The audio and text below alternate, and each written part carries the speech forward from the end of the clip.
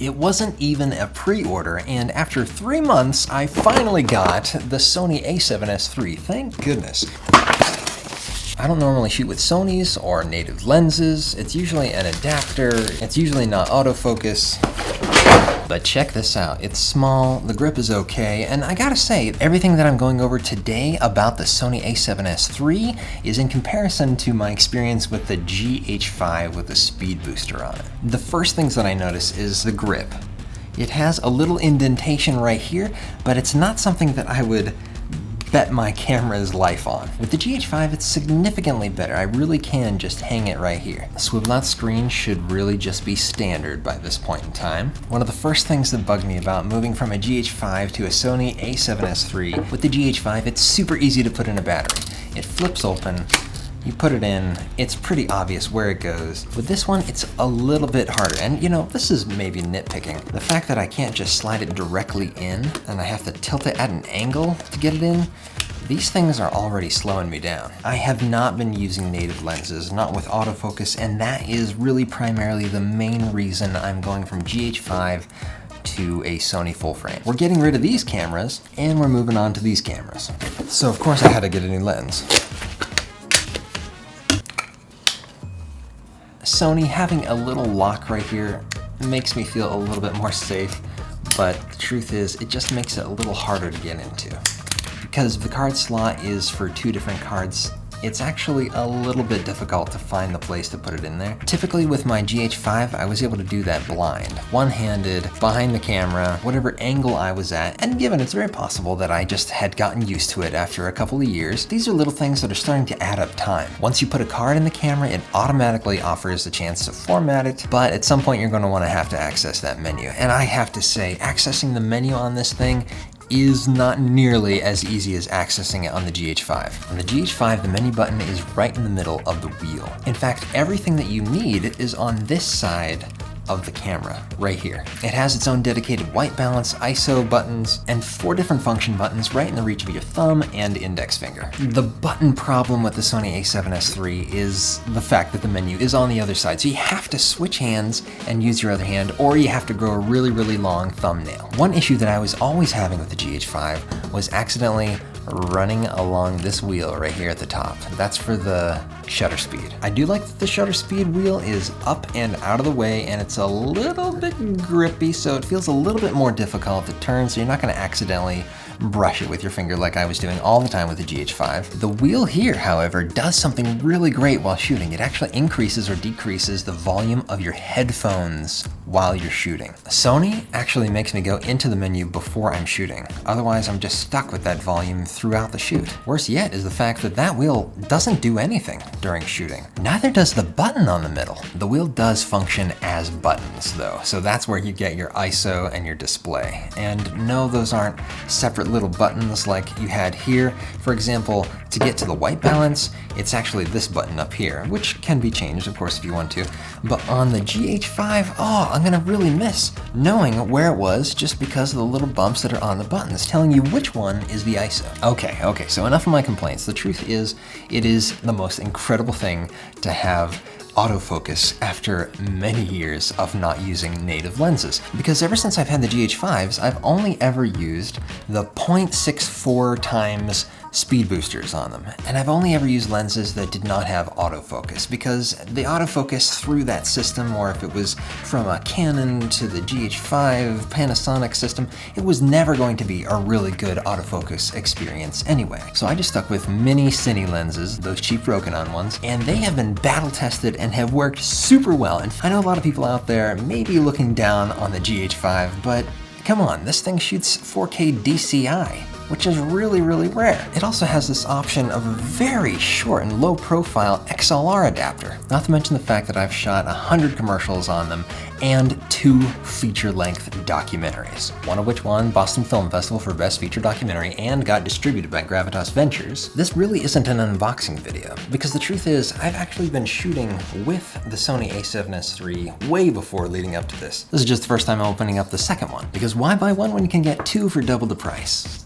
At least I thought that was a good deal. One of the best things about the Sony is the fact that it's full frame and it's gonna have autofocus with native lenses. The reason being is because on the GH5s, I've been using a speed booster, micro Four Thirds to APS-C size. In fact, that may be the first time I've ever taken those off. I don't know the difference between the old menu system and their new menu system with the Sony A7S3, but the GH5 menu system was really fancy. Super simple, super easy to use. Even though neither of these cameras are Netflix approved, one of the features about Netflix approved cameras is that it shoots in 4K DCI, and so I will be missing that. This is a huge upgrade when you think about it. All my lenses have to go, all my camera has to go, all the accessories have to go, almost all the accessories. This means new cages. This might mean new memory cards at some point. And I'm gonna be using native lenses, and the main thing really was the native lenses. That was the main thing that I really knew I needed. It turns out I've been shooting a ton of interview style video. And in an interview, you need to focus on what's being said, less about what's going on with the two cameras. And because I have one camera on a slider and another camera that's a little bit wider, I can't always focus on what's in focus. And so there've been some times where I missed focus, and that was just the most embarrassing killer thing for me. Something I don't have to worry about anymore. Already though, I have to say, when I added the XLR adapter to the Sony, I realized that it's significantly taller than this one. So putting it under the handle meant having a rig that would be much taller than this. And so I had to find a way around that and rearrange it a little bit. But I gotta say, one of the best things about that XLR adapter for the Sony is the fact that it can do something that the Panasonic cannot do. Panasonic could only record 1 channel, 2 channel, right and left, and that's it. You can actually turn up the levels on the left side, and on the right side you can turn down the levels so they can be separate. Yes, it would end up being mono if you chose one over the other, but at least you'd have a safety of left or right. And that's not something I've been able to do ever since I gave up my Sony FS5. And speaking of the Sony SF5, back then I actually used the speed booster on that as well to continue using Canon lenses. And before that I used speed boosters on those ones, and before that on those ones. In my life I rarely ever used native lenses for video. And so to have a camera that will have native lenses with an incredibly upgraded autofocus, which I never ever got to experience in my life, this will be amazing. Plus it's full frame, which means it's gonna have a really shallow depth of field, and there's not gonna be extra glass in there adding any haze or any extra lens flares. The experience is going to be significantly better. Yes, the reason I have this camera is to shoot video. Photos are really very much a secondary thing. Maybe something I'll do for family and friends, but not really something professionally. So it's not gonna need all those megapixels that it doesn't have. 12 megapixels might just have to be enough. I've had a really fun time adding and mixing different pieces for my rig. A little small rig here, a little cam bait there. So this brings up the question, why go with a small mirrorless camera, whether it's the GH5 or the Sony A7S III, and why add all those different things that are going to make it heavy and bulky anyway? If you wanted something lightweight, something that you can easily tote around with you or slip in a bag, you're still just trying to add all these different things to upgrade it. The truth is, I've been upgrading way before this. Actually, all these pieces that I have on this rig are things that I've collected over time. So I've been slowly able to upgrade, and I'll be able to continue to upgrade as time goes on. So when they come out with a new camera, I can always just upgrade that, or a new piece of something that I can change and upgrade and develop it over time. Altogether, this is going to be significantly less expensive than buying a larger camera. I think it's acceptable to call the cameras that Netflix has approved cinema cameras, but for the most part, a lot of these are just camcorders. These are just cameras that can shoot and have a lot of things involved all around the body, right? DSLR and mirrorless cameras have now gone so far past just being photo cameras. They're depended on as video cameras. And if you're gonna call something a cinema camera, does that mean you only shoot things for cinema on it? The truth is, we shot 2 feature-length films with these 2 cameras, one of which actually was distributed by Gravitas Ventures. So who's to say what's a cinema camera? Is it all the gadgetry? Is it all those little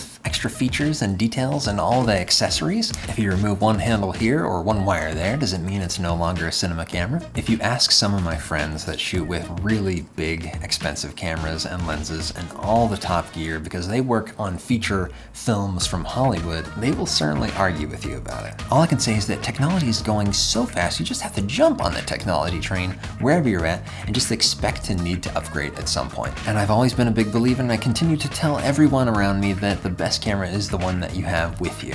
So thank you for watching my review of the Sony A7S III compared to the GH5. You know, the reason I really like sharing this stuff and why I want you to subscribe to this channel right now, go down there and click the subscribe bell and get those notifications.